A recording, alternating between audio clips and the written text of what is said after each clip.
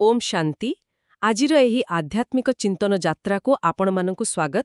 आज आमे गोटे बहुत महत्वपूर्ण ज्ञान स्रोतर गभीरता को जिबाकु चेष्टा करिबा। आम पाखरे अछि 23 सेप्टेम्बर 2025 रो ब्रह्मा कुमारींकर प्रातः मुरली आउ एहार शीर्षक हेलानी जोग शक्ति रे विश्व शुद्धिकरण। तेबे आमर आजिर उद्देश्य हेउछि एई मुरली भितरे जहा अछि जो शिक्षा जो प्रेरणा ताकु टिके सहज भावरे बुझिबा। आउ गोटे अनुरोध एही आलोचनार पूरा लाभ पाइबा को हेले शेष पर्यंत निश्चय शुणंतु कारण भितरे बहुत किछि अछि आम दैनंदिन जीवन पाई। आउ हाँ जदि प्रतिदिन एमिति मुरली आलोचना आउ अन्य ज्ञानपूर्ण कथा शुणिबाकु चाहुचंती तेबे आम चैनल को सब्सक्राइब करिबाकु भूलिबेनी। तेबे चलंतु आउ डेरी न करी सीधा जिबा आजिर मुरलीर मूल सार कोन कहूची। बाबा कहउचंती मधुर संतान माने सबु किछि जोग शक्ति रे कर। बाबांको किछि पचाइबार प्रश्न ही नाही। तुमे माने ईश्वरंकर संतान तेणु कौनसी आसुरी कर्म कर नाही। ए तो प्रथम वाक्यरु ही बहुत किछि कहि दउछि। एकदम सठिक कहिले। ए वाक्ୟରେ देखंतु दुईटा बड़ कथा अछि। गोटे हेला सबु कामर मूल हेउछि जोग शक्ति आउ द्वितीय कथा जेतेबेले परमपिता परमात्मा निजे आसी शिखौचंती सेतेबेले मनरे आउ कोन प्रश्न रहिबो कारण से तो सबु जानंती केतेबेले कोउठी कोन दरकार से निजे ही बुझाई दउचंती। प्रतिदिन तो नुआ नुआ पॉइंट्स दउचंती जहा हम बुद्धि खोली दउची। सेई कथाटा मोते टिके भाबिबाकू बाध्य करूची। बाबांकू किछि पचारिबार प्रश्न ही नाही। एहार माने कोन आमे निज बुद्धि आउ लगेबानी ना एहार किछि आउरी गभीर अर्थ अछि। ना ना एमिति नुहु जे बुद्धि बंद कर देवा। कथाटा होउची जेतेबेले भगवान निजे आसे ठीक रास्ता देखौचंती तांको श्रीमत उपरे माने श्रेष्ठ मत उपरे पूरा भरोसा रखिबा कथा। अच्छा बारंबार संदेह करी पचारिले कोन हबो बरम बुद्धि को ज्ञानर सफा करी से जहा कहउचंती सेटा करिबा दरकार। बाबा तो सबु धीरे धीरे बुझाई दउचंती। हाँ बुझिली माने एटा विश्वास आउ समर्पणर कथा। अच्छा आगो को मुरली रे गोटे प्रश्न अछि तुम जोग शक्तिर क्यों चमत्कार हुए। एटा सतरे जोगर महत्व विषय रे कोन से चमत्कार। मुरली जहा कहूची सबुठु बड़ चमत्कार हेला एई जोग शक्ति द्वारा आमे आम कर्मेंद्रिय गुड़ाकू माने आखि कान मुह ए सबुकू पूरा नियंत्रण रे रखि परिबा। पूरा नियंत्रण रे हाँ विकार आड़कू जिराबू रोकी पारिबा। द्वितीय कथा जोग शक्ति नहेले पवित्र हेबा संभव ही नुहे। खाली ज्ञान शुणिले हबनी जोगर बल दरकार। आउ तृतीय एटा सबुठु बड़ कथा हाँ एई जोग शक्ति रे खाली जणे मनीष नुहे पूरा दुनिया पूरा विश्व पवित्र होई पारिबो। एटा एक विश्व परिवर्तनकारी शक्ति। अरे वाह पूरा विश्व शुद्धिकरण। किंतु एटा को आमे साधारण जीवन रे केमिति करिबा। मुरली रे तो खाइबा पीबा शुद्ध करिबा कथा भी अछि। किछि लोक तो ए खाइबा को नै बहुत चिंता करंती। हाँ बाबा सेठी बहुत बढ़िया उपाय देइछंती। से कहउछंती खाइबा कोउठो आसिला किए बनेला से सबु पछरे बेसी पड़नी बेसी चिंता करनी। बाबांको मने पकाई जोग बलरे से खाद्य को शुद्ध करी खाओ। अच्छा हाँ अवश्य सात्विक खाइबा नियम तो मानिबाकू हबो किंतु ता सांगरे स्मृतिर शक्ति को व्यवहार करिबा मुख्य। आउ सबु काम जुक्तिरे कौशलरे आउ नम्र भावरे करिबाकू हेबो। किछि आसुरी पुणिया देखेबानी। ए जोगर आकर्षण विषय रे किछि कुहा जाईछि परा जे विदेशर लोक आछंती शिखिबा पई किंतु बाबा कहउचंती सेमानंक शांतिटा नकली एमिति काहेकि। कारण देखंतु साधारणतः लोके कोन करंती शांति पाई घर द्वार छाड़ी जंगल को पळांती। सेठी किछि समय पाई शांति मिली जाय हुए तो हाँ तापरे किंतु जेमिति सेमाने पूणी संसार को फेरंती सेई पुराणा अशांति। बाबा कहउचंती प्रकृत शांति तो आम आत्मार निज धर्म। ए ज्ञान आउ राजयोग द्वारा आमे आम आत्मार सेई मूल स्वरूप रे रही परिबा। माने जहा सबु बेले रहिबो एकदम जहा बाहर परिस्थिति ऊपर निर्भर करेनी। आत्मा जेबे परमधाम रे थाए शांत थाए। एठी शरीर रे आसी काम कला बेले विकार रे पसी अशांत ही जाए। जोग सेही मूल शांति को पुणी जोगी दिए। हाँ ए दुईटा भितरे बहुत फरक अछि। एबे आसंतु पितांक भूमिका आउ संतानंक कर्तव्य विषय रे कथा हेबा। मुरली रे अछि केमिति भगवान एते साधारण भाबरे आसी काम करंती। ଏପରିକି ଆରମ୍ଭରେ ଯେଉଁ କନ୍ୟାମାନେ ଅସୁସ୍ଥ ଥିଲେ ତାଙ୍କ ସେବା ବି ନିଜେ କରୁଥିଲେ। ଏଇଟା ଭାବିଲେ ଆଶ୍ଚର୍ଯ୍ୟ ଲାଗୁଛି। ହଁ ଆଜ୍ଞା, ଏଇଟା ତ ନିରହଙ୍କାରୀ ହେବାର ସବୁଠୁ ବଡ଼ ଉଦାହରଣ। ସେ ନିଜେ ସୃଷ୍ଟିକର୍ତ୍ତା, କିନ୍ତୁ ସେବକ ହିଁ କାମ କରୁଛନ୍ତି। ଆଉ ମୁରଲୀରେ ବାପଦାଦା ଶବ୍ଦ ଅଛି, ମାନେ ଶିବ ବାବା ଆଉ ବ୍ରହ୍ମା ବାବା। ହଁ, ବାପଦାଦା। ଦୁହେଁ ମିଶି ଏ ଅଲୌକିକ କାମ କରୁଛନ୍ତି। ବେଳେବେଳେ ଏମିତି ସୂକ୍ଷ୍ମ ଭାବରେ କାମ ହୁଏ ଯେ ଜଣା ବି ପଡ଼େନି କୋଉଟା ଶିବ ବାବା କରୁଛନ୍ତି, କୋଉଟା ବ୍ରହ୍ମା ବାବା। ଆଉ ବାବା ଏଇ ସମୟରେ କର୍ମ, ଅକର୍ମ, ବିକର୍ମର ଯେଉଁ ଗଭୀର ରହସ୍ୟ, ସେଇଟା ବି ବୁଝାଉଛନ୍ତି। ମାନେ କୋଉ କାମ ଭଲ, କୋଉଟା ବନ୍ଧନ ହୁଏନି, ଆଉ କୋଉଟା ପାପ। ଆଚ୍ଛା, ଆଉ ଆମ ପିଲାମାନଙ୍କର ସନ୍ତାନଙ୍କର କର୍ତ୍ତବ୍ୟ ବିଷୟରେ କ'ଣ କୁହାଯାଇଛି? ସନ୍ତାନମାନଙ୍କର ମୁଖ୍ୟ କାମ ହେଲା ପୁରୁଷାର୍ଥ କରିବା। କାହିଁକି ନା ସ୍ୱର୍ଗର ମାଲିକ ହେବା ପାଇଁ। ପୁରୁଷାର୍ଥ ମାନେ ନିଜର ଆଧ୍ୟାତ୍ମିକ ଉନ୍ନତି ପାଇଁ ଚେଷ୍ଟା କରିବା। ହଁ, ଚେଷ୍ଟା। ଯିଏ ଯେତିକି ଚେଷ୍ଟା କରିବ ତାକୁ ସେତିକି ଉଚ୍ଚ ପଦ ମିଳିବ। ସମସ୍ତେ ତ ରାଜା ହେବେନି। କିଏ ରାଜା ହେବ, କିଏ ପ୍ରଜା ବି ହେବ। ଏଇଟା ତ ଗୋଟେ ରାଜ୍ୟ ସ୍ଥାପନା ହେଉଛି। ଆଉ ଗୋଟେ ବଡ଼ କର୍ତ୍ତବ୍ୟ ହେଲା ଆମ ମୁଣ୍ଡ ଉପରେ ଯେଉଁ ଜନ୍ମ ଜନ୍ମର ପାପର ବୋଝ ଅଛି। ହଁ, ସେ ପାପର ବୋଝ କଥା ମୁରଲୀରେ ବହୁତ ଜୋର ଦେଇ କୁହାଯାଇଛି। ଏମିତି ବି କୁହାଯାଇଛି, ବର୍ତ୍ତମାନ ସବୁ ମଣିଷ ପାପୀ ଆତ୍ମା, ଅଜାମିଲଠୁ ବି ବଡ଼ି ପାପୀ। ଏଇଟା ଶୁଣିବାକୁ ଟିକେ କଷ୍ଟ ଲାଗୁଛି, କିନ୍ତୁ ଏହାର ଅର୍ଥ କ'ଣ? ଆଉ ସେଥିରୁ ମୁକ୍ତି ପାଇଁ ଜ୍ଞାନ ଚିତାରେ ବସିବା କଥା ଅଛି। ଏ ଜ୍ଞାନଚିତା ମାନେ ପ୍ରକୃତରେ କ'ଣ? ଦେଖନ୍ତୁ, କଷ୍ଟ ଲାଗିଲେ ବି କଥାଟା ସତ। ଦ୍ୱାପର ଯୁଗରୁ ଆମେ ବିକାରରେ ପଶି କାମ କରି ଆସୁଛେ। ସେଥିପାଇଁ ପାପକର୍ମର ବୋଝ ବଢ଼ି ବଢ଼ି ଚାଲିଛି। ଏବେ କଳିଯୁଗ ଶେଷ ବେଳକୁ ଏହା ପୁରା ଚରମରେ। ଜ୍ଞାନଚିତା କଥାଟା ଏଇଟା ଗୋଟିଏ ପ୍ରତୀକ। ଏହାର ମାନେ ନୁହେଁ ଯେ ପୁରୁଣା ସତୀ ପ୍ରଥା ପରି ନିଆଁରେ ପଶିଯିବା। ଓହୋ, ସେମିତି ନୁହେଁ। ନା ନା, ବାବା ସେମିତି କଷ୍ଟ ଦେବେନି। ଜ୍ଞାନଚିତାରେ ବସିବା ମାନେ ଆମେ ବଞ୍ଚି ଥାଉ ଥାଉ ଆମର ଯେଉଁ ପୁରୁଣା ଦେହ ଅଭିମାନ ଅଛି, ପୁରୁଣା ବିକାରୀ ସଂସ୍କାର, ଆସକ୍ତି, ପାପକର୍ମର ହିସାବ, ସେସବୁକୁ ବାବା ଯେଉଁ ଜ୍ଞାନ ଦେଉଛନ୍ତି ଆଉ ଯୋଗ ଶିଖଉଛନ୍ତି, ସେହି ଜ୍ଞାନ ଆଉ ଯୋଗ ନିଆଁରେ ସ୍ୱାହା କରିଦେବା। ମାନେ ଗୋଟେ ପ୍ରକାର ମାନସିକ ଆଉ ଆଧ୍ୟାତ୍ମିକ ପୁନର୍ଜନ୍ମ। ଏକଦମ। ଆମେ ଜାଣିଶୁଣି ଆମର ପୁରୁଣା ପରିଚୟ ଆଉ ବୋଝକୁ ଜ୍ଞାନ ନିଆଁରେ ପକାଇ ଦେଇ ଗୋଟେ ନୂଆ ଦିବ୍ୟ ସ୍ୱରୂପରେ ବଞ୍ଚିବା। ଏଇଟା ଖାଲି ତ୍ୟାଗ ନୁହେଁ, ଏଇଟା ଗୋଟେ ବହୁତ ବଡ଼ ରୂପାନ୍ତରଣ। ଏହାକୁ ହିଁ କୁହନ୍ତି ଜିଅନ୍ତା ମରିବା। ବାଃ, ଏଇଟା ତ ବହୁତ ଗଭୀର ଆଉ ଶକ୍ତିଶାଳୀ କଥା। ଆଉ ଏହା ସହିତ ଦିବ୍ୟ ଗୁଣ ଧାରଣ କରିବା ଆଉ ବ୍ୟବହାରରେ ବି ଭଲ ହେବାକୁ କୁହାଯାଇଛି। ମାନେ ଖାଲି ଭିତରେ ବଦଳିଲେ ହବନି, ବାହାରେ ବି ଦେଖାଯିବା ଦରକାର। ନିଶ୍ଚୟ। ଜ୍ଞାନକୁ ଖାଲି ବୁଝିଲେ ହବନି, ସେଇଟା ଆମ କାମରେ, ଆମ କଥାବାର୍ତ୍ତାରେ ଦେଖାଯିବା ଦରକାର। ଯେମିତି ବାବା ଗୋଟେ ଉଦାହରଣ ଦେଇଛନ୍ତି, ଯଦି କିଏ ପୁଲିସରେ ଅଛି, ତାକୁ ତ ଡ୍ୟୁଟି କରିବାକୁ ପଡ଼ିବ। ବେଳେବେଳେ ଟିକେ କଡ଼ା ହେବାକୁ ପଡ଼ିପାରେ। ହଁ, ସେଇଟା ତ ତାଙ୍କ କାମ। କିନ୍ତୁ ତାର ମାନେ ନୁହେଁ ଯେ ସେ ଭିତରେ ରାଗ ରଖିବ ବା ଘୃଣା କରିବ। ଯେତେ ସମ୍ଭବ ପ୍ରେମ ଆଉ କୌଶଳରେ କାମ କରିବାକୁ ହେବ। ଆସୁରୀ ସଂସ୍କାରରେ ଆସି କାହାକୁ ଶାରୀରିକ କଷ୍ଟ ଦେବା ଠିକ୍ ନୁହେଁ। ଏଇ ପରିପ୍ରେକ୍ଷୀରେ ପବିତ୍ର ରହିବାଟା ଗୋଟେ ବଡ଼ ଚ୍ୟାଲେଞ୍ଜ ହେଇପାରେ, ବିଶେଷ କରି ଯେଉଁମାନେ ଗୃହସ୍ଥୀ ଅଛନ୍ତି। ମୁରଲୀରେ ଏଇ ସଂଘର୍ଷ ଆଉ ତାର ସମାଧାନ ପାଇଁ କିଛି କୌଶଳ ଅଛି କି? ଲୋକେ ତ ପତିତ ପାବନଙ୍କୁ ଡାକନ୍ତି, କିନ୍ତୁ ଯେତେବେଳେ ସେ ଆସି ପବିତ୍ର ହବାକୁ କୁହନ୍ତି, ସେତେବେଳେ ବାଧା ଆସେ। ହଁ, ଏଇଟା ବହୁତ ବଡ଼ ସମସ୍ୟା। ଓ ବାବା ଏଥିପାଇଁ ବହୁତ ସୁନ୍ଦର କୌଶଳ ଶିଖଉଛନ୍ତି। ମୁଖ୍ୟ ହତିଆର ହେଲା ନମ୍ରତା ଆଉ ପ୍ରେମ। ନମ୍ରତା ଆଉ ପ୍ରେମ।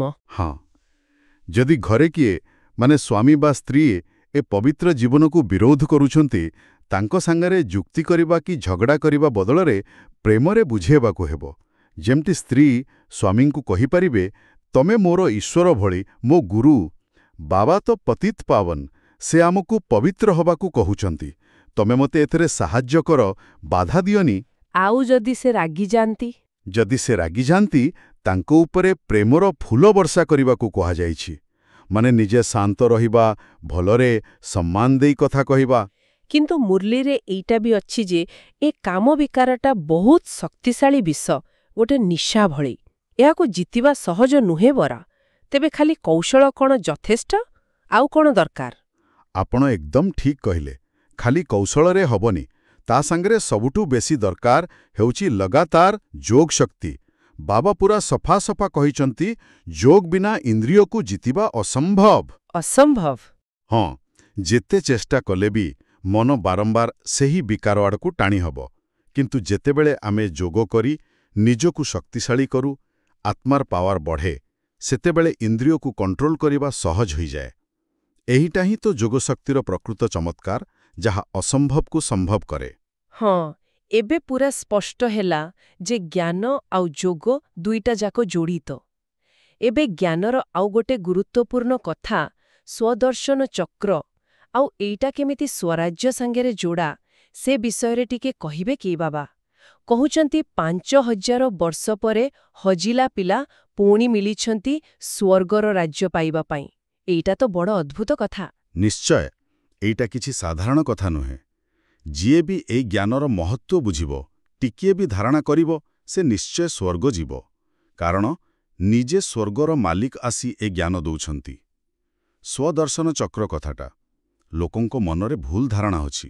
କ'ଣ ଭାବନ୍ତି ସେମାନେ? ଭାବନ୍ତି ଏଟା ବିଷ୍ଣୁଙ୍କ ହାତରେ ଯୋଉ ଚକ୍ର ବୁଲୁଥାଏ ସେଇଟା ଗୋଟେ ହତିଆର। କିନ୍ତୁ ବାବା କହୁଛନ୍ତି ନା, ସେଇଟା ନୁହେଁ। ଏଇଟା ହେଉଛି ଜ୍ଞାନର ପ୍ରତୀକ। ସ୍ୱ ମାନେ ନିଜକୁ, ମୁଁ କିଏ, ମୁଁ ଆତ୍ମା। ଆଉ ଦର୍ଶନ ଚକ୍ର ମାନେ ସୃଷ୍ଟିର ଆଦି, ମଧ୍ୟ, ଅନ୍ତର ଯେଉଁ ଚକ୍ର, ମାନେ 84 ଜନ୍ମର ପୁରା କାହାଣୀ, ସେଇଟାକୁ ଜାଣିବା। ଏଇ ଜ୍ଞାନକୁ ବୁଦ୍ଧିରେ ରଖିବା ଆଉ ବାରମ୍ବାର ମନେ ପକାଇବା, ଏଇଟା ହିଁ ହେଉଛି ସ୍ୱଦର୍ଶନ ଚକ୍ର ଫେରେଇବା। ଆଚ୍ଛା, ତେବେ ଏଇ ଜ୍ଞାନଟା ହିଁ ହେଉଛି ଅସ୍ତ୍ର, ଆଉ ମୁରଲୀରେ ଅଛି ଯେ ଏଇ ଅଳଙ୍କାର, ଯେମିତି ସ୍ୱଦର୍ଶନ ଚକ୍ର, ଏବେ ଆମ ବ୍ରାହ୍ମଣମାନଙ୍କ ପାଇଁ, ସତ୍ୟଯୁଗ ଦେବତାଙ୍କ ପାଇଁ ନୁହେଁ। ଏହାର ମାନେ କ'ଣ? ଏହାର ମାନେ ହେଲା, ଏଇ ଯେଉଁ ସୃଷ୍ଟିଚକ୍ରର ଜ୍ଞାନ, ଏଇଟା ଏବେ ଦରକାର, ଯେତେବେଳେ ଆମେ ପତିତରୁ ପାବନ ହଉଛୁ ଆଉ ଚେଷ୍ଟା କରି ଦେବତା ହବାକୁ ଯାଉଛୁ। ଓହୋ, ବର୍ତ୍ତମାନ ସମୟ ପାଇଁ। ହଁ, ସତ୍ୟଯୁଗରେ ତ ଆମେ ସ୍ୱାଭାବିକ ଭାବରେ ଦେବତା ହିଁ ରହିବୁ। ସେତେବେଳେ ଏଇ ଜ୍ଞାନର ମନେ ବି ନଥିବ କି ଦରକାର ବି ନଥିବ। ସେଥିପାଇଁ ଏ ସ୍ୱଦର୍ଶନ ଚକ୍ରଧାରୀ ପଦବୀଟା ଏବେ ଆମ ସଙ୍ଗମଯୋଗୀ ବ୍ରାହ୍ମଣ ଆତ୍ମାମାନଙ୍କ ପାଇଁ। ଏଇ ଜ୍ଞାନର ଚକ୍ର ଫେରି ଆମେ ନିଜ ଉପରେ ରାଜ୍ୟ କରୁ, ମାନେ ସ୍ୱରାଜ୍ୟ ପାଉ। ବାଃ, ବହୁତ ସୁନ୍ଦର ଭାବରେ ବୁଝେଇଲେ। କିନ୍ତୁ ଦୁଃଖ ଲାଗୁଛି, ଯେତେବେଳେ ବାବା କହୁଛନ୍ତି, ଲୋକେ ଅଭିମାନ କରି ଏଇ ସ୍ୱରାଜ୍ୟ ନବାକୁ ମନା କରିଦେଉଛନ୍ତି, ବିଶ୍ୱାସ କରୁନାହାନ୍ତି। ହଁ, ଏଇଟା ହିଁ ସବୁଠୁ ବଡ଼ ଦୁର୍ଭାଗ୍ୟ। ଦେହ ଅଭିମାନ ଆଉ ଏଇ ଦୁନିଆର କ୍ଷଣିକ ଜିନିଷ ପଛରେ ପଡ଼ି ଲୋକେ ଏତେ ବଡ଼ ଅବିନାଶୀ ପ୍ରାପ୍ତିକୁ ଚିହ୍ନି ପାରୁନାହାନ୍ତି। କହୁଛନ୍ତି ଏସବୁ କାଳ୍ପନିକ କଥା। ହସରେ ଉଡ଼େଇ ଦଉଛନ୍ତି। ହଁ, ଯେଉଁମାନେ ମନା କରୁଛନ୍ତି ସେମାନେ ପ୍ରକୃତରେ 21 ଜନ୍ମର ସ୍ୱର୍ଗସୁଖ ଆଉ ରାଜ୍ୟ ଭାଗ୍ୟକୁ ହାତଛଡ଼ା କରୁଛନ୍ତି, ଆଉ ଏଇ ଦୁଃଖର ପୁରୁଣା ଦୁନିଆର ମଇଳାରେ ହିଁ ରହିଯାଉଛନ୍ତି। କିନ୍ତୁ ଯେଉଁମାନେ ବିଶ୍ୱାସ କରୁଛନ୍ତି, ତାଙ୍କ ପାଇଁ ତ ଏହା ଜୀବନର ସବୁଠୁ ବଡ଼ ସୌଭାଗ୍ୟ। ନିଶ୍ଚୟ ନିଶ୍ଚୟ। ଏତେ ସବୁ ଆଲୋଚନା ପରେ ଯଦି ଆମେ ଏ ମୁରଲୀରୁ ଧାରଣା ପାଇଁ ଦୁଇଟା ମୁଖ୍ୟ ପଏଣ୍ଟ ବାହାର କରିବା, ତେବେ ସେ ଦୁଇଟା କ'ଣ ହବ? ଦେଖନ୍ତୁ, ପ୍ରଥମ ମୁଖ୍ୟ କଥା ହେଲା ବାବାଙ୍କ ପରି ପୂରାପୂରି ନିରହଙ୍କାରୀ ହେଇ ସେବା କରିବା। ମୋ ପାଖରେ ଜ୍ଞାନ ଅଛି ବା ମୋର ଏ ପଦ ଅଛି, ଏମିତି ଅଭିମାନ କିଛି ନ ରଖି ଅନ୍ୟମାନଙ୍କ ଭଲ ପାଇଁ କାମ କରିବା। ଆଉ ବାବା ଯେଉଁ ପୁରା ଦୁନିଆର ରାଜ୍ୟ ଦଉଛନ୍ତି, ତାଙ୍କ କଥା ମାନି ସେ ଅଧିକାରକୁ ନେବା। କେବେ ବି ସନ୍ଦେହ କରି ପଛକୁ ହଟିବାନି। ଏଇଟା ହେଲା ପ୍ରଥମ। ଆଉ ଦ୍ୱିତୀୟଟି? ଦ୍ୱିତୀୟଟି ହେଲା ସେଇ ଜ୍ଞାନ ଚିତାରେ ବସିବା କଥା। ମାନେ ଜିଅନ୍ତା ଥାଉ ଥାଉ ନିଜର ପୁରୁଣା ସ୍ୱଭାବ ସଂସ୍କାରକୁ ଛାଡ଼ିଦେବା। ଆଉ ସର୍ବୋଚ୍ଚ ପିତା, ଯିଏ ସବୁ ସମ୍ବନ୍ଧରେ ଆମର ସବୁ କିଛି, ସବୁଠୁ ପ୍ରିୟ ବାବା, ତାଙ୍କ ଉପରେ ପୁରା ସମର୍ପିତ ହେଇଯିବା। ଆଉ ବହୁତ ସାବଧାନ ରହିବା, ଯେମିତି ଭୁଲରେ ବି ବାବାଙ୍କୁ ଭୁଲି କୌଣସି ଭୁଲ କାମ ନ ହୋଇଯାଏ। ବହୁତ ସ୍ପଷ୍ଟ ଆଉ ବହୁତ ଶକ୍ତିଶାଳୀ ଧାରଣା। ଏବେ ଆସନ୍ତୁ ଆଜିର ସ୍ପେଶାଲ ଆଶୀର୍ବାଦ ଆଉ ସ୍ଲୋଗାନ ବିଷୟରେ ଦେଖିବା। ଆଶୀର୍ବାଦଟି ହେଉଛି, ସୀମାହୀନ ସୁଖର ଭଣ୍ଡାରରେ ଭରପୁର ରହି ବେଫିକିର ବାଦଶାହ ହୁଅ। ଓ ବେଫିକିର ବାଦଶାହ, ଏ ଶବ୍ଦ ଶୁଣିଲେ ହିଁ ଭଲ ଲାଗୁଛି। ଏହାର ଗଭୀର ମାନେ କ'ଣ? ଏହାର ମାନେ ହେଲା, ଆମେ କାହାର ସନ୍ତାନ? ସୁଖର ସାଗର ପରମ ପିତାଙ୍କର। ପ୍ରତିଦିନ ଆମକୁ ତାଙ୍କଠୁ କେତେ ଯେ ସୁଖର ଖଜଣା ମିଳୁଛି, ଯାହାର ସୀମା ନାହିଁ। ହଁ, ଅସୀମ। ତେବେ ଯେତେବେଳେ ଆମ ପାଖରେ ଏତେ ବଡ଼ ସମ୍ପତ୍ତି ଅଛି, ତାହେଲେ ଏଇ ଭଙ୍ଗା ଦୁନିଆର ଛୋଟ ଛୋଟ କଥା ପାଇଁ ଚିନ୍ତା ବା ଫିକର କାହିଁକି କରିବା? ପରିସ୍ଥିତି ଆସିବ, ଯିବ, କିନ୍ତୁ ଆମ ଭିତରର ସୁଖ ଆଉ ନିଶ୍ଚିନ୍ତ ଭାବ କେବେ କମିବନି। ଯାହା ବି ହେଉଛି ଭଲ ପାଇଁ ହେଉଛି, ଏଇ ନିଶ୍ଚୟ ରହିବ। ଏମିତି ସ୍ଥିତିରେ ଯିଏ ରହେ, ସେ ହିଁ ପ୍ରକୃତ ବେଫିକର ବାଦଶାହ ଏଇଟା ଗୋଟେ ମନର ସାମ୍ରାଜ୍ୟ। ବହୁତ ସୁନ୍ଦର କଥା। ଆଉ ସ୍ଲୋଗାନଟି ହେଲା ଏହି ଦୁନିଆକୁ ଏକ ଆଧ୍ୟାତ୍ମିକ ଖେଳ ଏବଂ ପରିସ୍ଥିତିକୁ ଖେଳନା ବୋଲି ଭାବିଲେ କେବେ ବି ନିରାଶା ହେବ ନାହିଁ। ଏଇଟା ବି ଗୋଟେ ଦୃଷ୍ଟିକୋଣ ବଦଳେଇ ଦେଲା ଭଳି କଥା। ଯଦି ଆମେ ଏମିତି ଭାବିପାରିବା ତାହେଲେ ଜୀବନର ଉଠାପଢ଼ା ଆମକୁ ଏତେ ବାଧିବନି। ଏକଦମ ସେଇଆ। ଶେଷରେ ଗୋଟେ ଅବ୍ୟକ୍ତ ସଂକେତ ବି ଅଛି। ଅବ୍ୟକ୍ତ ମାନେ ବାବାଙ୍କର ସୂକ୍ଷ୍ମ ରୂପରୁ ମିଳିଥିବା ଇଶାରା। ସଂକେତଟି ହେଉଛି ଏବେ ସମୟ ଆସିଛି ପ୍ରେମର ନିଆଁକୁ ଜୋରରେ ଜଳେଇ ଯୋଗକୁ ଜ୍ୱାଳାମୁଖୀ କରିବାର। ଜ୍ୱାଳାମୁଖୀ ଯୋଗ?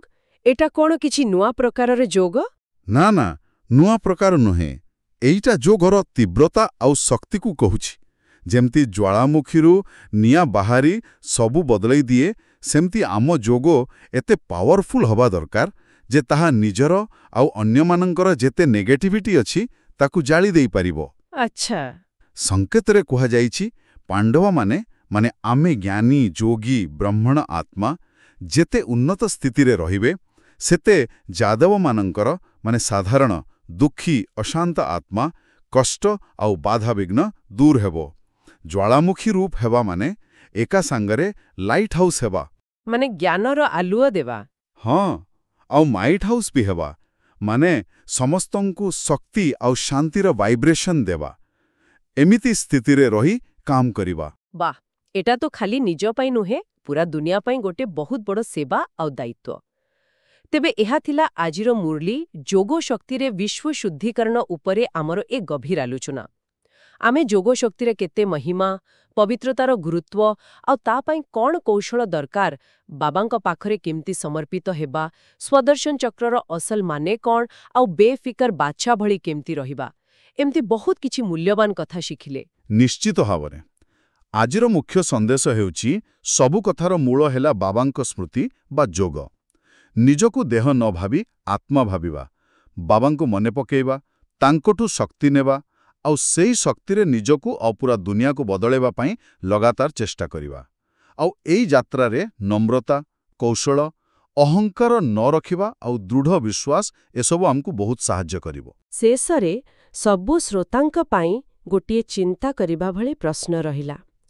ଯେତେବେଳେ ଆମ ସାଧାରଣ ଜୀବନରେ କିଛି ପରିସ୍ଥିତି ବହୁତ କଷ୍ଟ ଲାଗେ ବା ଚ୍ୟାଲେଞ୍ଜିଂ ମନେ ହୁଏ, ସେତେବେଳେ ଆଜି ଆମେ ଯୋଉ ଦୁଇଟା କଥା ଶୁଣିଲେ, ଦୁନିଆ ଗୋଟେ ଖେଳ, ପରିସ୍ଥିତି ଖେଳନା ଆଉ ଯୋଗ ଶକ୍ତିରେ ସବୁ ସମ୍ଭବ, ଏଇ ଭାବନାଗୁଡ଼ାକୁ ଆମେ ପ୍ରକୃତରେ କେମିତି ନିଜ ମନୋବଳ ବଢ଼ାଇବା ପାଇଁ ଆଉ ସମସ୍ୟାର ସମାଧାନ ପାଇଁ କାମରେ ଲଗେଇ ପାରିବା, ଏହା ଉପରେ ଟିକେ ଭାବିବେ।